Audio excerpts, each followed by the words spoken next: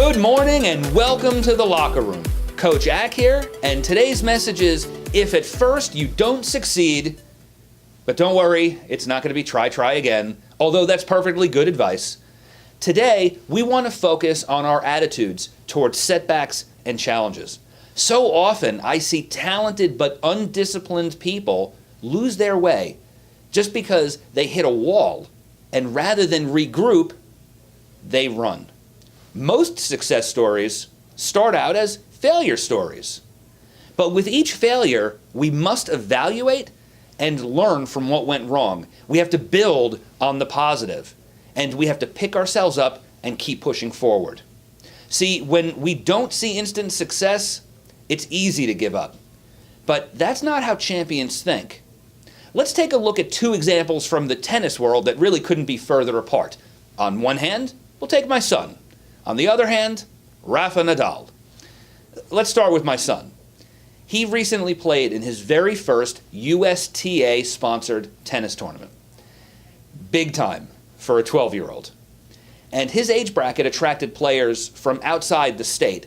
But unfortunately for him, his draw was closer to home. He had to play in the first round the kid who was ranked number 1 in his club in his age bracket, the reigning 12 and under champion. And this kid had a lot more experience, many more years under his belt, and the match went just as expected. My son lost 6-0, 6-0. Here's what's important from that. Not only did my son play the best game of tennis I have ever seen him play, but he left the match determined to come back stronger. He asked about getting more practice time. And instead of deflating him, the experience led him to push. When he saw he could hang with as good a player as the one he faced, he knew that he could get better. The truth is, he was competitive in every point, even though he lost 6-0, 6-0. And he felt it. He wanted to learn from where he went wrong so that he could come back and do better. Usually, when people get negative feedback, they want to get as far away from that activity that caused it as possible. It's the positive attitude and the determination to succeed that allows us to overcome. That allows us to see a higher level of success. Let's look at Rafa Nadal. Some people call him the greatest tennis player ever, but a serious injury sidelined him a couple of years ago. And the work to get back was not easy for him. In fact, this is how Nadal described it himself. Quote, "That is hard.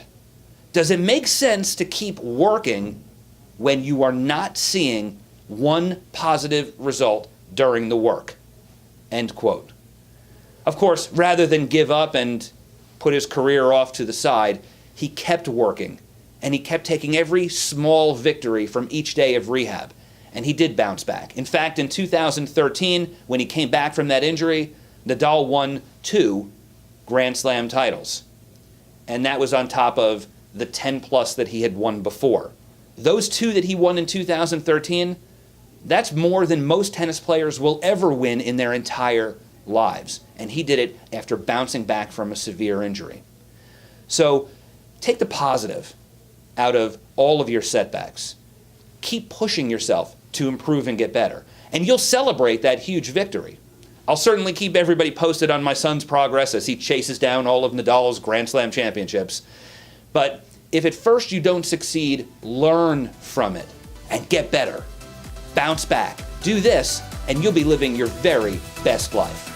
Thanks for joining me in the locker room today. Make it an amazing day. If you've enjoyed and feel the Daily Locker Room has served as an inspiration in your life, why not share it with a friend by sending them the daily message?